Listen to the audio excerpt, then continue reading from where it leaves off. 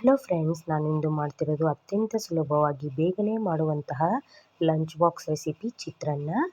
ಮೊದಲಿಗೆ 1 ಕಪ್ ಅನ್ನವನ್ನು ಸ್ವಲ್ಪ ಉಪ್ಪು ಹಾಕಿ ಅರ್ಧ ಹೋಳು ನಿಂಬೆ ರಸ ಹಾಕಿ ಉದುರುದುರಾಗಿ ಅನ್ನ ಮಾಡಿ ಆರಲು ಇಟ್ಕೊಂಡಿರುವೆ.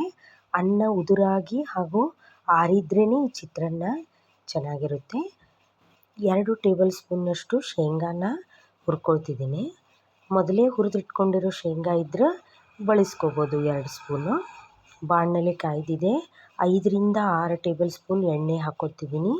ಎಣ್ಣೆ ಕಾಯ್ದ ಮೇಲೆ ಒಂದು ಅರ್ಧ ಟೇಬಲ್ ಸ್ಪೂನ್ನಷ್ಟು ಸಾಸಿವೆ, ಜೀರಿಗೆ, ಕಡಲೆಬೇಳೆ ಹಾಗೂ ಹುರಿದಿಟ್ಕೊಂಡಿರೋ ಶೇಂಗಾ, 2ರಿಂದ 3 ಹಸಿಮೆಣಸಿನ್ಕಾಯಿ ಕಟ್ ಮಾಡಿರೋದು, ಹಾಗೆ ಸ್ವಲ್ಪ ಕರಿಬೇವಿನ ಹೆಸಳು ಮತ್ತು ಒಂದು ದೊಡ್ಡ ಗಾತ್ರದ ಈರುಳ್ಳಿನ ಮೊದಲೇ ಕಟ್ ಮಾಡ್ಕೊಂಡಿದ್ದೆ ಹಾಕ್ಕೊಳ್ತಿದ್ದೀನಿ. ಹಾಕ್ಕೊಂಡು ಒಂದು 5 ನಿಮಿಷ ಎಣ್ಣೆಯಲ್ಲಿ ಈರುಳ್ಳಿನ ಫ್ರೈ ಮಾಡ್ಕೋಬೇಕು. ಹಸಿ ವಾಸನೆ ಎಲ್ಲ ಹೋಗೋವರೆಗೂ ಸ್ವಲ್ಪ ಕಲರ್ ಚೇಂಜ್ ಆಗಬೇಕು ಈರುಳ್ಳಿದು.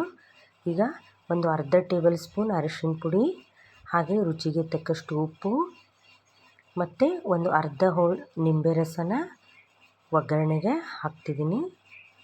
ಈಗ ಎಲ್ಲ ನೀಟಾಗಿ ಮಿಕ್ಸ್ ಮಾಡ್ಕೋಬೇಕು. ಒಂದು 2ರಿಂದ 3 ನಿಮಿಷ ಕೈ ಆಡಿಸ್ತಾ ಫ್ರೈ ಮಾಡ್ಕೋಬೇಕು. ಕೆಲವರು ಈ ಒಗ್ಗರಣೆಗೆ ಸ್ವಲ್ಪ ನೀರು ಹಾಕ್ಕೊಂಡು ಬೇಯಿಸ್ಕೋತಾರೆ, ಬಟ್ ನಾನಿಲ್ಲಿ ನೀರು ಹಾಕಿಲ್ಲ.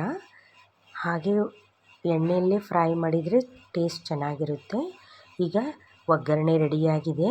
ಗ್ಯಾಸ್ ಆಫ್ ಮಾಡಿ ಉದುರಾಗಿ ಅನ್ನ ಮಾಡಿ ಆರಲು ಇಟ್ಕೊಂಡಿರುವಂಥದ್ದನ್ನು ಸ್ವಲ್ಪ ಸ್ವಲ್ಪ ಸೇರಿಸಿ ಚೆನ್ನಾಗಿ ಒಗ್ಗರಣೆನ ಅನ್ನಕ್ಕೆ ಕಲಿಸ್ಕೋಬೇಕು. ಕಲಿಸಾಗಿದೆ. ಕಲರು ಎಷ್ಟು ಚೆನ್ನಾಗಿ ಬಂದಿದೆ.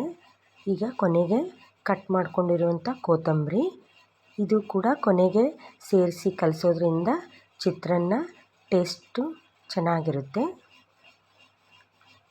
ಈಗ ಚಿತ್ರಾನ್ನ ರೆಡಿಯಾಗಿದೆ. ಇದು ತಿಂಡಿಗೂ, ಊಟಕ್ಕೂ, ಲಂಚ್ ಬಾಕ್ಸಿಗೂ ಹೇಳಿ ಮಾಡಿಸಿದ್ದು ಅತ್ಯಂತ ಬೇಗವಾಗಿ ಮಾಡ್ಕೋಬೋದು. ಈ ರೆಸಿಪಿ ನಿಮಗೆ ಇಷ್ಟ ಆದಲ್ಲಿ ಲೈಕ್ ಮಾಡಿ, ಶೇರ್ ಮಾಡಿ, ಕಮೆಂಟ್ ಮಾಡಿ. Thank you.